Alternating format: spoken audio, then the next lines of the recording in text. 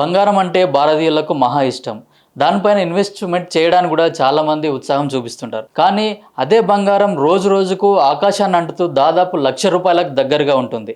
అయితే బంగారం ధరలు పెరగడానికి కారణం ఏంటి? ఇది సామాన్యులకు అందుబాటులో ఎప్పుడొస్తుందనేది జెన్ సెక్యూరిటీస్ జనరల్ మేనేజర్ వేణుగోపాల్ గారు ఉన్నారు. ఆయన్ని అడిగి తెలుసుకుందాం.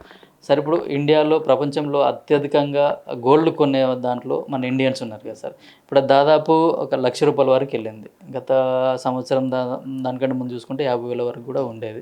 ఇప్పుడు ₹1,00,000కు చేరుకొని మళ్ళీ కొద్దిగా తగ్గింది. అది గోల్డ్ రేట్ పెరగడానికి మెయిన్ రీజన్ ఏంటి? అంటే మామూలుగా పెట్టుబడి మార్గాలు ప్రపంచవ్యాప్తంగా మనకేంటంటే కరెన్సీస్, కమోడిటీసు, స్టాక్స్ అంటే షేర్లు, ఇలా మ్యూచువల్ ఫండ్స్, తర్వాత రియల్ ఎస్టేటు, ఇలాంటి ఎన్నో ఒక 5-6 బ్రాడ్గా చూస్తే ఒక బాండ్స్, ఒక 5-6 పెట్టుబడి మార్గాల్లో from time to time investors ఏంటంటే ఎక్కడైతే బాగా అట్రాక్టివ్ ప్రైస్కి వచ్చాయో, బాగా పడిపోయిన పతన స్థాయికి వచ్చాయో అలాంటి లెవెల్స్ దగ్గర ఇన్వెస్టర్స్ కొనుగోళ్ళకి దిగటం, అలాగే బాగా ఎక్స్పెన్సివ్ పెరిగిన తర్వాత బాగా ఎక్స్పెన్సివ్ జోన్స్లో ఎక్కువ అమ్మకాల ఒత్తిడి రావడం అనేది సహజమైన విషయం. సో అట్లా ఏంటంటే గత 4-5 ఇయర్స్గా చూస్తే ఏంటంటే కరోనా అప్పుడు దగ్గర $1,450లకు వచ్చింది.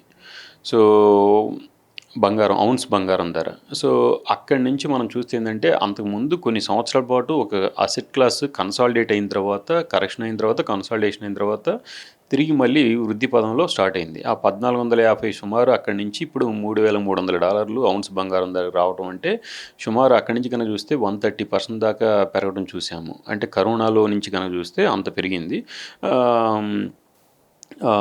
అలాగే రూపాయల్లో కూడా చూస్తే ఏంటంటే దగ్గర ₹63,000 అట్లా. ఈ సంవత్సరం కనుక చూస్తే మొన్న జనవరిలో ₹63,000 అనేది కాస్త ఇప్పుడు 95,000. మొన్న జనవరిలో 2,070 సుమారు ఉన్న ఔన్స్ బంగారం ధర ఇప్పుడు 3,300. అంటే ఇక్కడ డాలర్స్లోనేమో దగ్గర 59%, రూపాయల్లో సుమారు 50% ఇట్లా పెరిగింది. సో 1 ఇయర్లో చూసినా, లాస్ట్ కరోనాలో నుంచి చూసినా సరే ఏంటంటే బంగారంలో ఆల్మోస్ట్ లాస్ట్ 5 ఇయర్స్లోనేమో 120-150% డాలర్స్లో కానీ రూపాయల్లో కానీ పెరిగితే ఇక్కడేమో 50-60% దాకా ఈ లాస్ట్ జనవరి నుంచి 14-15 నెలల్లో పెరిగింది. దీనికి ఏంటంటే ప్రధానంగా ఏంటంటే ఆర్థిక అనిశ్చితి ఉన్నప్పుడు మార్కెట్స్లో నుంచి అంటే వేరియస్ అసెట్ క్లాసుల్లో నుంచి బంగారం వైపు మొగ్గు చూపుతూ ఉంటారు. అలాగే పొలిటికల్ అన్సర్టనిటీస్ ఉన్నా, తర్వాత గవర్నమెంట్స్ కొంచెం బీట్ అండ్ డౌన్ అవుతున్నా, లేకపోతేనేమో న్యాచురల్ కెలామిటీస్ ఉన్నా, లేకపోతే పొలిటికల్ అన్సర్టనిటీస్ ఉన్నా, ఏదైనా సరే సింపుల్గా చెప్పాలంటే ఒక మేజర్ అనిశ్చితి ఉంది ప్రపంచంలో అనుకున్నప్పుడు యూజువల్గా గోల్డ్కి సేఫ్ హెవెన్గా భావించి మారుతూ ఉంటారనమాట. అంటే అలాగే సెంట్రల్ బ్యాంక్స్ నుంచి కూడా లాస్ట్ ఫ్యూ ఇయర్స్లో మనకి రిజర్వ్ బ్యాంక్ ఎలాగో, యుఎస్కి ఫెడ్ ఎలాగో, అట్లా ఏంటంటే పలు కేంద్ర బ్యాంకుల నుంచి కూడా కొనుగోలు మద్దతు లభించడం వల్ల కొంత పెరిగింది. కొంతేమో న్యాచురల్గా బాగా కరెక్ట్ అయింది కాబట్టి $1,450, $1,100 అక్కడ, 60,000 ఇక్కడ ఇట్లా పడ్డది కాబట్టి తక్కువ ధర ఉన్నప్పుడు ఆటోమేటిక్గా చాలామంది అట్రాక్ట్ అవుతారు. అట్లా కొంత లోయర్ ప్రైస్ వల్ల కూడా మార్కెట్లో కొంత ఏంటంటే అదే టైంలో కరోనా రావటం, ఆ టైంలో అన్ని అసెట్ క్లాసులు బీట్ అండ్ డౌన్ అయినప్పుడు ముఖ్యంగా ఏంటంటే ఈ రష్యా యుక్రెయిన్ వారు ఏదైతే ఉందో, ఆ తర్వాత ఇజ్రాయెల్ పాలస్తీనా, ఈ వార్ కైండ్ ఆఫ్ సినారీస్ కూడా బాగా బంగారానికి బాగా వన్నీ తెస్తాయి. యూజువల్గా వాటికి ఫ్యాన్స్ పెరిగిద్ది ఆ టైంలో. అట్లా war uncertainties, unrest kind of uncertainties ఇవన్నీ ఉండటం వల్ల కొంత. ఇప్పుడు రీసెంట్గా ట్రంప్ టారిఫ్స్ అని చెప్పేసి ట్రంప్ వచ్చిన తర్వాత ఎస్పెషల్లీ లాస్ట్ ఈ జనవరి నుంచి కనుక చూస్తే అబ్నార్మల్గా ప్రైస్ షూటప్ అవ్వడం చూసాం. ఇక్కడ కానీ అక్కడ ఔన్స్ బంగారం ధర కానీ. దీని ప్రధానమైన కారణం ఏంటంటే టారిఫ్లు వేసే ఇదిలో వరల్డ్ ఎకానమీ ఏమైపోయిద్దో, వరల్డ్ గ్రోత్ ఏమైపోయిద్దో అనే ఒక సందిగ్ధత మధ్య బంగారం వైపు ఎక్కువ మంది ఇన్వెస్టర్లు జంప్ చేశారు, అటువైపు మూవ్ అయ్యారు.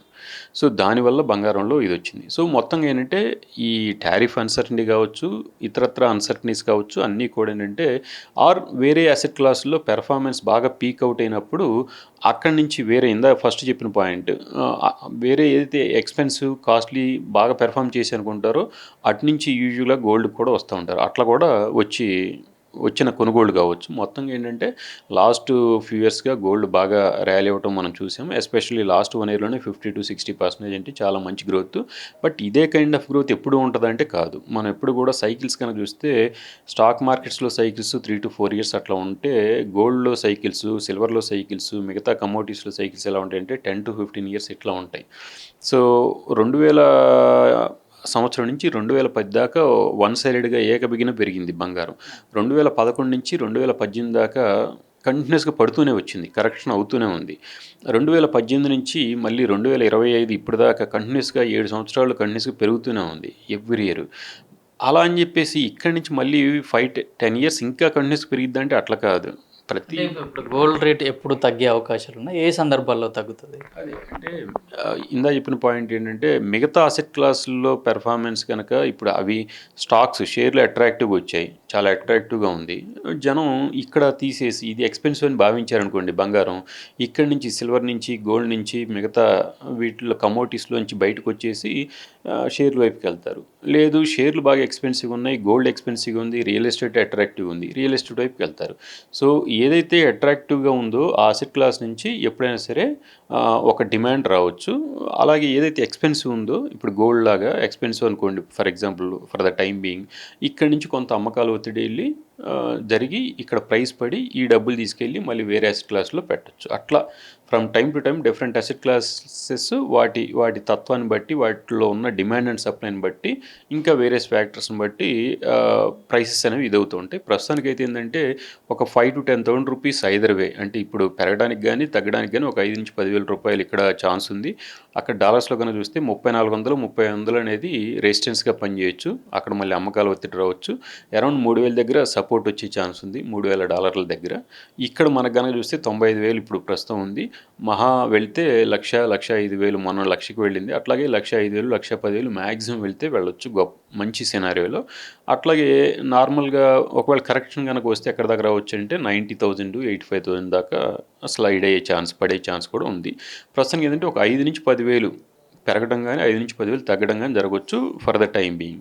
బట్ ఇంకా అన్సర్టనిటీ కనుక పెరిగి మన వార్ కనుక ఇంటెన్సిఫై అయ్యి, లేకపోతే ఇంకా గ్లోబల్గా ఈ టారిఫ్స్ అన్సర్టనిటీ కనుక బాగా ఎక్కువైతే అప్పుడు ఇంకా ఇందా చెప్పినట్టుగానే అనిశ్చితి ఎప్పుడైతే ఎక్కువ ఉంటుందో అప్పుడు బంగారం పెరిగిద్ది, ఫస్ట్ పాయింట్. రెండో పాయింట్, ఎప్పుడైతే డాలర్ బాగా బలహీనపడిద్దో అప్పుడు బంగారం పెరిగిద్ది. సో ఈ రెండు ప్రధానంగా చూస్తే సరిపోయిద్దండి, సింపుల్ థింగ్స్. ఇప్పుడు ఒక భారతదేశంలోనే గోల్డ్ రేట్ హై ఉందా, వేరే ప్రపంచవ్యాప్తంగా కూడా గోల్డ్ రేట్ పెరిగిందా? చెప్పింది కరోనా టైంలో $1,450-1,500 ఉన్న బంగారం ఇప్పుడు 3,300 సుమారు. వరల్డ్ లెవెల్లో సో అక్కడ కూడా 1,500 ఉన్నది 3,300 అంటే 150%, 160% సుమారు అక్కడ పెరిగింది. రూపాయల్లో కూడా 130% దాకా పెరిగింది లాస్ట్ కరోనా టైం నుంచి కనుక చూస్తే. ఈ లాస్ట్ 1 ఇయర్లో మనకి ఇటు రూపాయల్లో కానీ డాలర్లో కానీ 50-60% పెరిగింది. ప్రపంచవ్యాప్తంగా అన్ని దేశాల్లో పెరిగింది. దీంట్లో ఏంటంటే ఎక్కువగా కొనేవాళ్ళు ఎవరు అంటే ఇండియన్స్, తర్వాత చైనీస్. ఈ 2 దేశాలే మొత్తం 100 కేజీలు లేకపోతే 100 క్వింటాలు 100 టన్నులు అమ్మితే దాంట్లో 50% ఈ 2 దేశాలు దిగుమతి చేసుకుంటాయి. ఏది? India and China. So the biggest consumers ఈ 2 కంట్రీసే. ఇక్కడ ఉన్న జనం కావచ్చు, ఇక్కడ ఉన్న సెంట్రల్ బ్యాంక్స్ కావచ్చు, ఏదైనా కావచ్చు. అట్లాగే వేరే సెంట్రల్ బ్యాంక్స్ కూడా కొంటున్నారు. అలాగే ఏంటంటే కరెన్సీకి ఆల్టర్నేట్గా కూడా దీన్ని ఒక రిజర్వ్ కింద, ఒక అసెట్ కింద చూస్తారు. అట్లా కూడా కొంత బయింగ్ డిమాండ్ వస్తుంది. అండ్ ఇంకోటి ఏంటంటే స్కేర్సిటీ ఉన్న ప్రోడక్ట్ ఇది. మనం ఫస్ట్ గ్రహించాల్సిన పాయింట్ ఏంటంటే ఎక్కడ పెడితే అక్కడ దొరకదు, విరివిగా దొరకదు. విరివిగా ఎప్పుడైతే దొరకదో ఒక వస్తువు ఆటోమేటిక్గా డిమాండ్ అనేది తగ్గకపోతే ఆ డిమాండ్ కంటిన్యూస్గా పెరుగుతూనే ఉంటుంది. అట్లా అని చెప్పి ఇక ఎవర్ గ్రీన్ ఎలాగే వెళ్ళిద్దా అంటే అది చెప్పలేము. బట్ ఇందాక చెప్పినట్టుగా సైకిల్స్ ఉంటాయి. మనం ఎప్పుడు కూడా ఒకేలాగా అనుకోకూడదు. ప్రతి పెట్టుబడి మార్గం కూడా ఏంటంటే కొంత టైం పెర్ఫామ్ చేసిన తర్వాత కొంత కన్సాలిడేషను, కరెక్షను ఏదో ఒకటి ఉంటుంది, దిద్దుబాటు అనేది ఉంటుంది. ఆ తర్వాత మళ్ళీ కొంతకాలం ఆ తర్వాత మళ్ళీ తిరిగి ఊపందుకుంటుంది. బట్ ఇది ఏ ప్రోడక్ట్ పెరగాలన్నా, ఏ అసెట్ క్లాస్ పెరగాలన్నా కూడా డిమాండ్ అండ్ సప్లై అనేది క్రూషియల్. దాన్ని ప్రభావితం చేసే విషయాలు ఎన్నో ఉంటాయి. అవేంటనేది మనం చూసుకోవాలి. బట్ ఈ గోల్డ్ విషయానికి వస్తే ఏంటంటే ఇంటర్నేషనల్ ఫ్యాక్టర్స్, అంశాలు, అంటే ప్రపంచవ్యాప్తంగా ఉన్న అంశాలు ఎక్కువ ప్రభావితం చేస్తూ ఉంటాయి.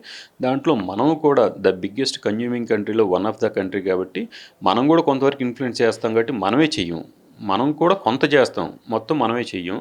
మిగతా ఎన్నో రకాల విషయాలు, ముఖ్యంగా డాలరు బలహీనపడుతుంటే బంగారం పెరిగిద్ది. డాలర్ స్ట్రాంగ్ అవుతుంది అనుకోండి, రేపు మళ్ళీ బంగారంలో కరెక్షన్ రావచ్చు. మిగతా అసెట్ క్లాసులన్నీ అట్రాక్టివ్గా ఉన్నాయి, ఆర్ 1 or 2 మంచి అసెట్ క్లాసులు అట్రాక్టివ్గా ఉన్నాయి. అప్పుడు కూడా ఇక్కడ అమ్మకాలు చేసి అక్కడికి వెళ్తారు ఇన్వెస్టర్స్. మనం ఎవరైనా సరే ఏంటంటే, ఏ ఇండివిజువల్ ఇన్వెస్టర్ అయినా, ఇన్స్టిట్యూషనల్ ఇన్వెస్టర్ అయినా, ఒక అసెట్ క్లాస్ ఎక్స్పెన్సివ్గా ఉంటే అక్కడ ప్రాఫిట్ బుక్ చేస్తారు, ఒక అసెట్ క్లాస్ అట్రాక్టివ్గా ఉంటే అక్కడికి వెళ్తారు. అది నైజం, బిజినెస్ తత్వం. సో అట్లా ఏంటంటే ప్రస్తుతానికైతే బాగా ర్యాలీ అయింది కాబట్టి గోల్డ్లో కొంత ప్రాఫిట్ బుకింగ్, సెల్లింగ్ ప్రెషర్ రావచ్చు.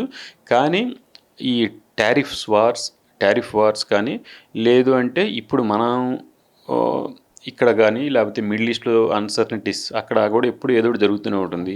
సో ఇట్లాంటివి ఏమన్నా ఎక్కువ ఇబ్బంది పెరుగుతూ ఉంటే ఆటోమేటిక్గా బంగారం ఫ్యాన్సీ అనేది అది కంటిన్యూ అవుతూ ఉంటుంది కొంత.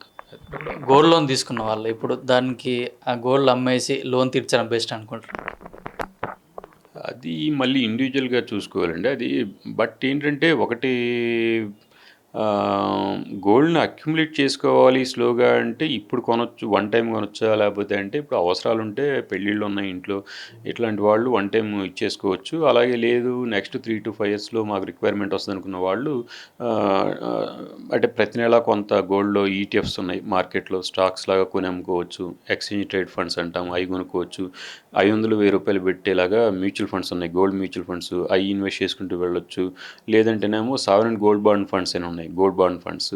అవి government, reserve bank of India ఎప్పుడు ఇస్తే అప్పుడు అప్లై చేసి తీసుకోవచ్చు. ఇప్పుడు లిస్టెడ్లో కూడా ఉన్నాయి, లిస్టెడ్లో ఉన్నాయి కూడా కొనొచ్చా అంటే కొనొచ్చు. కానీ బట్ వాటి టైం ఫ్రేము, ఆ ఇంట్రెస్ట్ ఏంటి, ఇవన్నీ చూసుకోవాలి జాగ్రత్తగా. అలా కాకుండా ఫిజికల్ గోల్డే స్లోగా నెల నెల కొనుక్కునే ఇది కూడా ఉంటే అట్లాంటిది కూడా కన్సిడర్ చేయొచ్చు. బట్ ఏదైనా నెక్స్ట్ 3 to 5 years ఉన్న వాళ్ళు స్టాగర్డ్ మేనర్లో ఇన్వెస్ట్ చేసుకుంటూ వెళ్ళొచ్చు. బట్ ఎవరికైతే ఈ 1-2 monthsలో రిక్వైర్మెంట్ ఉందో వాళ్ళు ఒక 2-3 ప్రైస్ పాయింట్స్లో ఎంటర్ అవ్వచ్చు. అది ఇన్వెస్ట్ చేయాలని వాళ్ళకి. మీరు అడిగింది లోను గోల్డ్ లోన్ తీసుకున్న వాళ్ళు రీపే చేయాలంటే అది వాళ్ళు ఇది ఒక ఆల్టర్నేట్ అసెట్ కింద మనం రియల్ ఎస్టేట్ లాగా గోల్డ్ కూడా ఒక 10-20% ఆఫ్ అవర్ పోర్ట్ఫోలియోలో పెట్టుకోవచ్చు. అదొక పాయింట్ చెప్పొచ్చు మనం వ్యూవర్స్కి. ఒక 10-20% మీ దగ్గర సర్ప్లస్ ఉంటే దాంట్లో ఒక ₹10-20 బంగారంలో పెట్టుకోవచ్చు.